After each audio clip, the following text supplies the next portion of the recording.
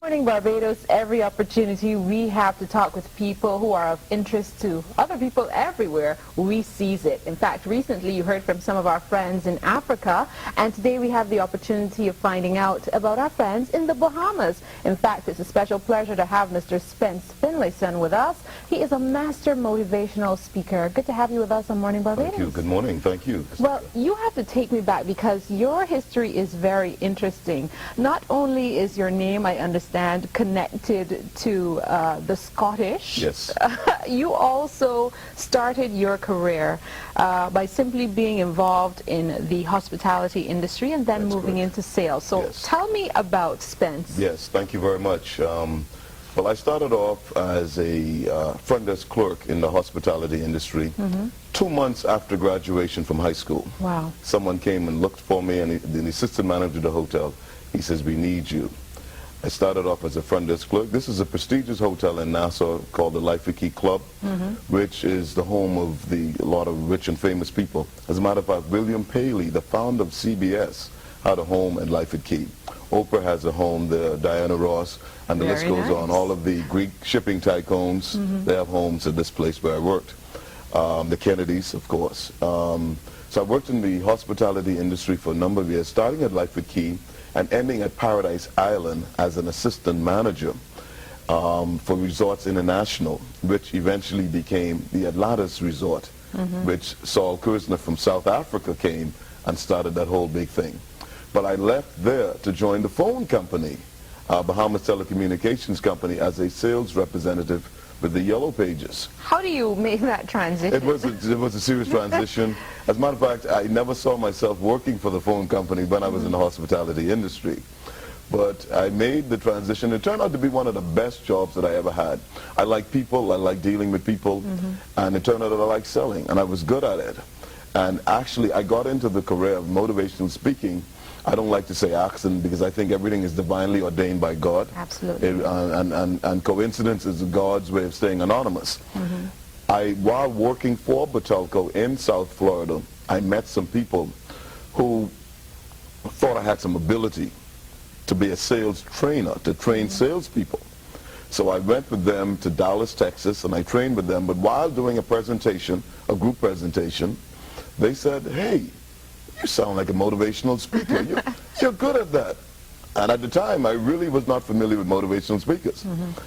And I continued to speak with them, took the program back to the Bahamas, did one thing, and as they say, the rest is history, became the motivational speaker. I think I see how the marriage works out there, though, with the sales and the motivational speaking, because that was exactly my thought, that puts you in the right place to be able to talk to people, because essentially if you are selling something to someone, you have to be able to tell them its benefits. You have to be able to show them the direction, and that is what you do today so passionately.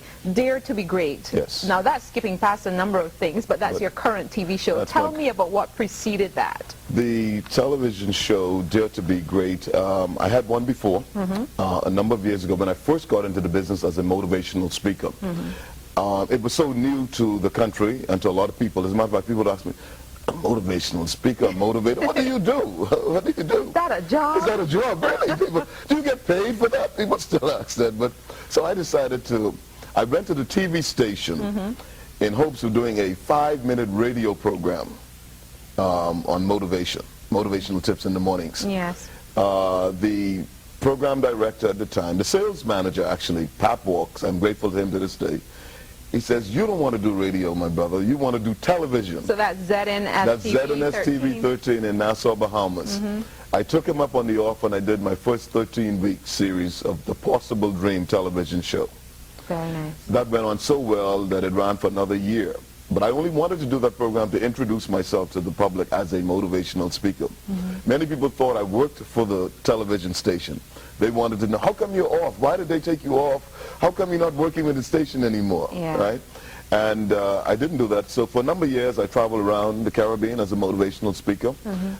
St. Croix, St. Vincent, St. Kitts, St. Lucia, Turks and Caicos. I moved to the Cayman Islands in 1993, where I set up operations as a motivational speaker, and I had radio programs there in Cayman and so forth. And just coming up to Dare to Be Great now, I said, I need to get back on television. So it was a God-ordained program. The whole name came to me from God. That's my belief. The whole concept, I just put everything together, approached the television station, and it was approved in seconds. They loved it. They loved the idea, and I was off and running. What is the joy that this brings to you? Because again, you said you love people, you love talking with people, and now the world is pretty much your platform through this TV show, Dare to Be Great. Yes. So tell me about the exchanges and the joys that it brings to you being able to inspire somebody to really try and realize their dream. I just love that. I think that I've been gifted as an encourager. You know, if you go back to the Bible, there was Barbados who was called the encourager. I think I have that gift of just encouraging people. I get tremendous gratitude and great feelings when I know I've encouraged somebody to follow their dream or to do something that they wanted to do. I've encouraged people who wanted to get into this business. I've assisted them. I suggested to some people they write a newspaper column. They've done that, and now they're doing their thing all over. It's just a tremendous feeling that I get back because, see, I'm living my purpose today. I was put here on this earth to do what I'm doing. And there's nothing like living your purpose. Absolutely. My purpose is to inspire people, to motivate them to be great than they think they are. You see, because we all have this greatness within us, you know. It's just a matter of finding the greatness and developing Letting it out. We all have the greatness. Yeah. I'll tell you a funny story. In high school, in school throughout, I was painfully shy. I would know the answers, but I'd be afraid to put my hand up.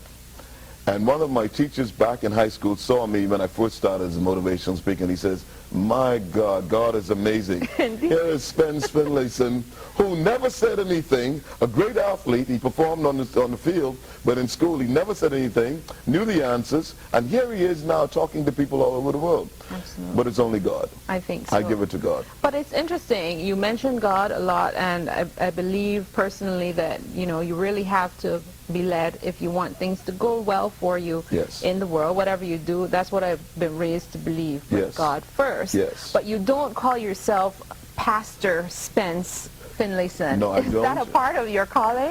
I am thinking so. I am thinking so. What is so funny is I'm an Anglican, and the majority of Anglican priests come here to Barbados at Codrington College to study. In church, there's a lady who always say, you're going to Barbados to be a priest.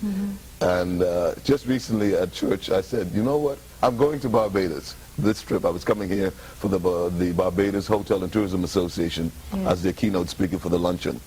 She says, you're going there and you're going to go back to Barbados to go to Codrington College. Wow. This is what she's saying. Look at that. I guess there's a call on my life. I owe all what I have today to my mother and to my God. And God for me means good, orderly direction in my life. I don't take what I have for granted. I don't take it lightly. I have to do what I do for the honor and glory of God. And I'm grateful, you know. I sat back in the Bahamas and I watched you for a long time, and I didn't know I would get a chance to meet you. In your earlier programs, and then you come on in the late night news in the Bahamas. I think it's 11:30 you come on. After our local news, the program comes on, and here I am sitting in Barbados with you. Isn't that interesting? Well, we are happy to know that as well. I mean, we've had this has been a short discussion, but I really hope that the talk has helped to inspire someone. And as you mentioned that being in the classroom as you were growing up and being afraid to put your hand up, I'm thinking it should tell us as well not to be afraid to be wrong or That's right. Exactly. You may be right. Exactly. Exactly. You may be right. Exactly. And you know, a lot of people suffer from fear, and I always say fear simply means false education appearing real. And fear stops a lot of people. Fear paralyzes people. The fear of failure, the fear of rejection, the fear of looking stupid. All right, but I know today that our lives have been ordained by God, and our steps are ordered in the direction that we should go. Yes. I have to ask you, are we going to get a chance to see Dare to Be Great, the TV show in Barbados anytime? Yes, we're working on that right now.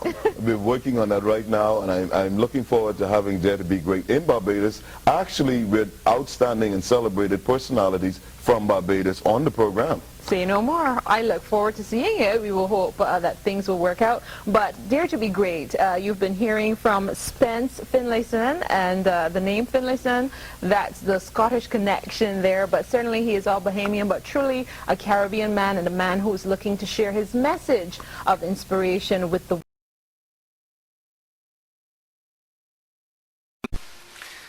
Hello, my name is Michael Leslie. I'm the author of How to Get What You Really Want and Associate Professor of Journalism and Communications at the University of Florida. I'm delighted to recommend my friend Spence Finlayson's new book, Dare to be Great, in the pages of which you'll find wonderful and inspirational examples of how you too can achieve everything you want for yourself and for your family. Buy it today.